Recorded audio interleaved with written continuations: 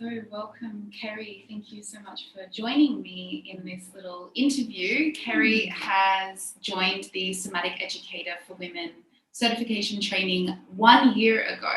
So I wanted to sit down with her and ask a couple of questions about how the training has integrated in your life over the past year, personally and professionally. So thank you for joining me. Hello, everybody. Hello, Lani. Thank you so much for having me. My pleasure. So, Kerry, how has this training touched your life in your personal life first? I would love to know. I feel as though this training really cracked open a hidden part of me that I didn't have enough confidence to bring out before. And that part of me is a very empowered woman who is often surrounded by, the hints of ageism, and also, from my upbringing, my background, who really doesn't care anymore what people think about them. And I love that because I feel very confident in my own authenticity and my own power, my own knowing. And because of the way the work is articulated and filters down within my own system, I can then bring up that expression of myself that feels very, very confident in any situation now because I'm sure of who I am. Wow, that's really beautiful. Yeah. Really, really powerful. Yeah. And how has this work integrated into your work? Kerry is a somatic therapist herself. She's a kinesiologist, so working with the body and the unconscious through the modality of kinesiology. You're a holistic counsellor and bushflower essence practitioner. You are well respected in the community that we're in. You have been a therapist for longer than I have been born. So it's beautiful for me to know that someone at your caliber is joining this training and finding that there is something in that. So I'm wondering what it is that you have applied to your work through the Somatic Educator training.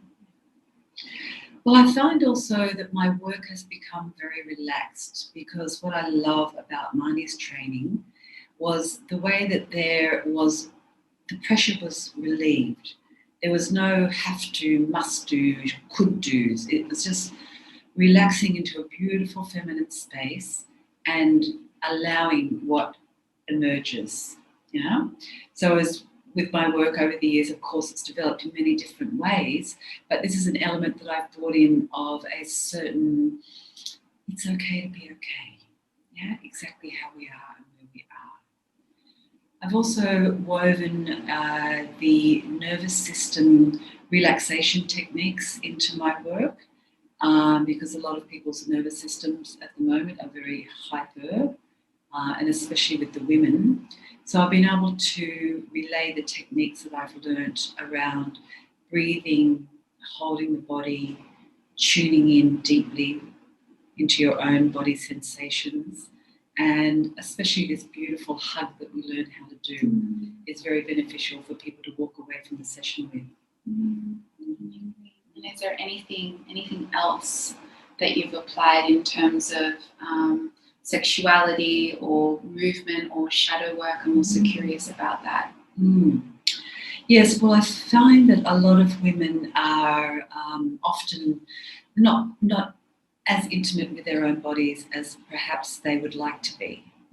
And in the session, when we delve into the subconscious and find out what's really going on underneath what we might think is going on, sometimes it's very appropriate to bring a woman back into her own body awareness and to actually allow her to feel her body in a very loving, somatic way. And that could also include the vulva, the breasts, and just holding herself as a woman and really tuning into giving herself love, and that's another beautiful thing I've learned from your amazing work, Mani. Wonderful. And my last question is, how have the topics of the taboo integrated into your life and your work? How do you relate now with the things that we as a culture deny, suppress, reject as women?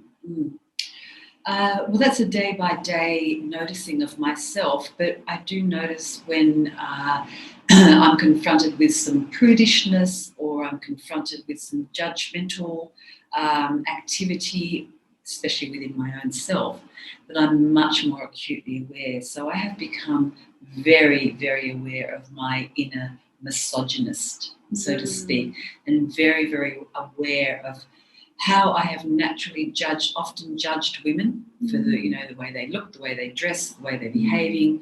And, as far as I'm concerned, for me personally, it's just not on anymore. It doesn't work for me. And that's the voice that's guiding my head now. And that's thanks to your work and the awareness that's created.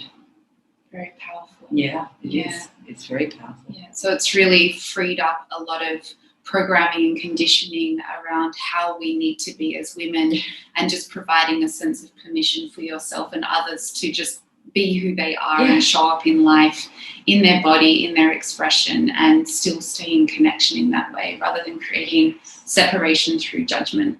Beautiful. Staying in connection with them, with myself, and and therefore it allows me to relax. Yeah. If I'm not doing that, then I don't feel as though anyone's, whether they're doing it or not, it's not my business, but I don't feel as though they are because I'm good in my head. Yeah. Thank you so much for taking this time to share your experience with me. Thank you, Marnie. It's been a wonderful journey with you. Thank you.